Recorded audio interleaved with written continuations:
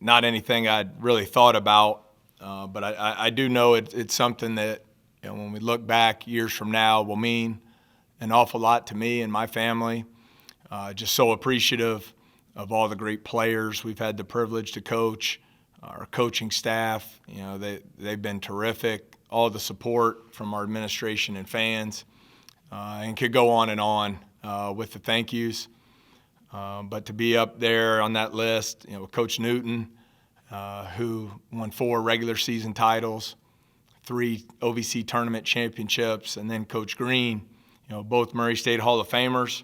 And when you look back really at this 40-year magical, I hate to call it a run because 40 years is a long time, but this program's been one of the tops in the country for 40 years.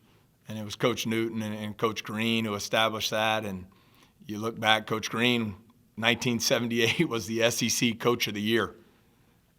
He left Mississippi State as the SEC Coach of the Year to come back to his alma mater and rebuild the basketball program here, which is just amazing. So, really thankful, and it's definitely a privilege to get to coach at a great place like Murray State.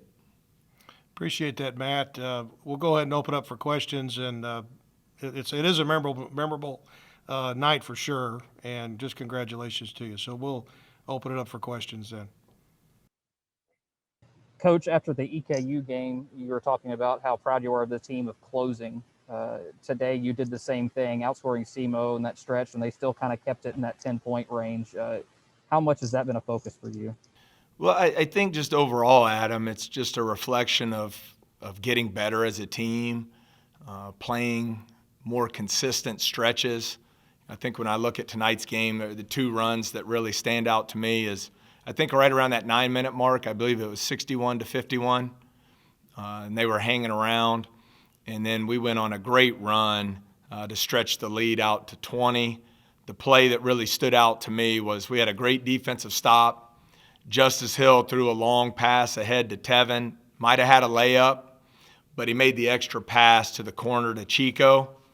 And I just was having flashbacks. We were here, I think, 4 years ago, and Terrell Miller threw a similar pass to Ja Morant going out of bounds, and he saved it. Same pass to Jonathan Stark for a corner 3.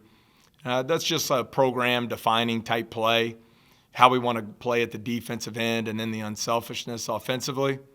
And then the other big stretch, Adam, we came out of the under 4 media up by 10, and they went on a quick 5-0 run to cut it to 33-28. We called timeout, and then we finished the half 9-2 to build the lead back up to 12. And I thought those 2 runs enabled us to win the game. Coach, your offense is really showing up in recent games. What do you think, is most attributing to that? I mean, 80 points tonight, Chico and KJ really starting to come on the scene here. Well, I think we've been, much improved from an execution standpoint. We've become a better screening team. And we had a couple turnovers there in the last minute or 2 that pushed us up to 14, which is too many. But 16 assists again tonight. I thought we had good balance inside and outside. KJ was scoring in the post, and then they started to double, and that opened up some of our ball screen game and some open threes on the perimeter. And guys are stepping up and knocking down shots. I mean, you look at Chico's 3-point shooting and overall scoring over the last month. It's been terrific. Tevin had 9 assists, no turnovers tonight. I think we've really simplified at the offensive end of the floor, playing with great unselfishness, and it's leading to higher percentage shots for our team.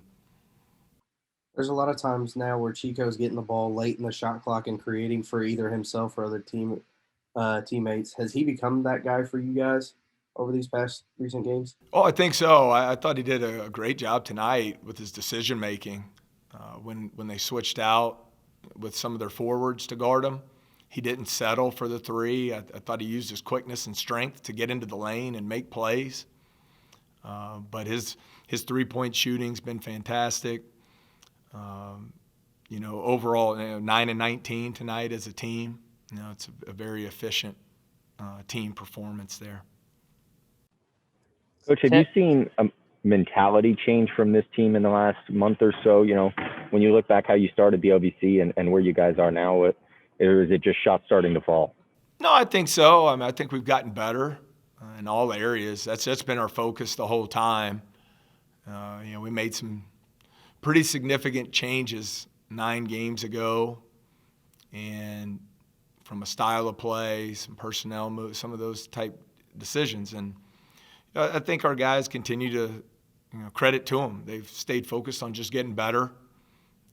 It's easy to sit around and feel sorry for yourself and not come to work when things aren't going exactly the way you want it. But I think our guys have done a nice job of just moving on after some tough losses and trying to find ways to get better. And that's the thing I really am excited about our team. I still think we got a long way to go. I think there's still a lot of room for improvement at both ends of the floor, and we're going to keep pushing to try and get there and hopefully be playing our best basketball in February and March. You've seen a lot of guys get really hot from three-point range over the years at Murray State. Obviously the run Chico is on right now. Is he starting to put himself up there with, an elite shooter, even though it's just a small sample size? Well, he's been really consistent. I thought he shot the ball well last year, and then he had those 2 interruptions in the season due to injury or illness. But no, he's been consistent all year long, really, Adam, when you look at the numbers. And now, over the last month, he's taken it to another level. And the thing I've been really proud of him for is I think he's shown great maturity. As well as he's shooting the ball, he hasn't forced anything. He's not taking bad shots.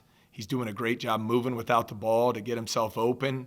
He's doing a good job of reading the ball screens and making good decisions. He's been terrific. And expecting him to have a great finish to the season.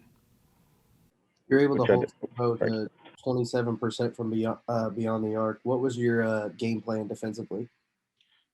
Well, Gage, that's always been something we really believe in, is defending the three-point line.